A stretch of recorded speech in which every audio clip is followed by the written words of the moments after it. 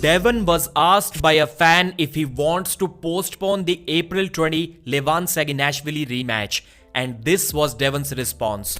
Hello arm wrestling fans, in today's video we will discuss DEVON LARRATT's health update and his recovery from pneumonia, and why did he say that this is going to be the last shot at Levan Saginashvili. Monster Michael Todd's stem cell treatment. East versus West, a new match may be in the making. John Brzenk found his own magazine at an airport. And finally, Hardinger Open World Cup results. So let's start. Devon said that his immediate reaction after losing to Levan in 2022 was to stay as far away from Levan as he possibly can, because Levan felt miles ahead of him. Now, he believes that Levan can be even further stronger. And so is Devon, to be honest. But it's kind of confusing because even at East vs West 10 press conference, Devon said that he really believed after the first round that he can beat Levan. So if Levan felt within approach, then I'm not sure how at the same time after just one round he felt completely out of reach and miles ahead of Devon. So we were kind of assuming that Devon is already over that pneumonia problem, but it wasn't the case at least a couple of days ago when this video was uploaded. Devon was still coughing and you can clearly see that he was having some cold issues as well, but he did say that he will be at least 100%. His preparation cycle is going to be perfect for Levan Saginashvili. I have been sick. I had this lingering low-grade pneumonia, but I'm gonna say that it's a blessing in disguise. I have been getting stronger even during my sickness. So there are going to be no excuses for anyone. Devon has said that he is going to be more than 100%, and Levan Saginashvili has also said that his wrist injury has already been healed up and he's already moving towards his peak. So there should be no excuses after that from the fans of any of these two arm wrestlers. I had a great peak for Hermes. I had an incredible peak for Dennis. I was the strongest when I faced Dennis. I am 8 small steps away from it. I can get to it in very fast time and I still have 2 months. I will be the strongest that I have ever been for Levan. This was one of the very few times when Devon sounded just a little bit doubtful. He was saying things like maybe Levan is still too much. Then he said, if he beats me, this is an end point, no matter what.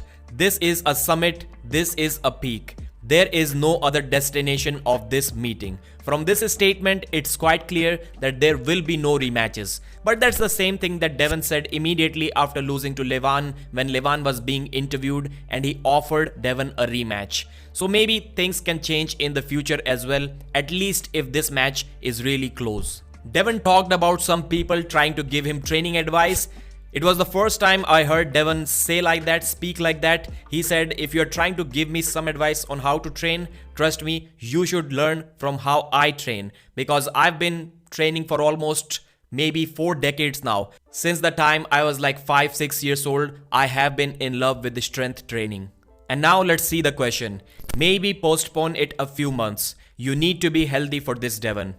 Definitely not, buddy. As planned, I will be fine. And that's the same thing that Devon told to Engin as well just a couple of days ago. When Engin called him asking about his health, he said, I'm going to be fine, and the match is on. Monster Michael Todd has spent over $200,000 worth of treatment trying to recover from his bicep and elbow issues. He said that the surgery cost him over $50,000 and then the rehab cost him another $50,000. So that was almost over $100,000. And the stem cell treatments that he got, about 5 of them, and some PRP treatments, they cost $100,000. I'm not sure how much of that was covered by the sponsors, but it's a seriously expensive treatment, and that's out of reach for almost 99% of people of this world. And that's why I, being a fan of Monster Michael Todd, hope even more that the treatment was worth it and Michael is back to top shape once again. I found a funny comment under this video. Somebody said that everyone is copying DEVON LARRATT, and Michael said, I am the one who told Devon about YSL. Anyways, Michael is hopeful about his return. I really wish him good luck for his first match, which is going to be at East vs West 12 on April 20. Ibragim Sagov posted this on his Instagram story. Krasimir, maybe we'll try this on April 20 at East vs West. As of now, I haven't heard anything about the confirmation of this super match from either Engin Terzi or Krasimir Kostadinov or even Ibragim Sagov for that matter. But as soon as this is confirmed, I'll let you know. If this match happens, it is going to be a grinder for sure. I think that Ibragim has to be the favorite, especially after seeing his performance at the AMC tournament in past 4 editions. Krasimir may be in trouble, but he won't go down without an absolute war. Hardinger Open gained a lot of popularity in 2022 when Brzenk and Engin Terzi faced each other in a super match format for the first time in their career. I covered that pay-per-view, the results of that event on this channel, but since then, the notoriety, the popularity of this event has been going down. Hardinger Open World Cup 2024 finished about 4 days ago, and here are the results. I'll quickly read out the results of some of the famous weight categories. For entire results, please check the link in the description. And if you want to skip this segment, please check the timestamps available on this video.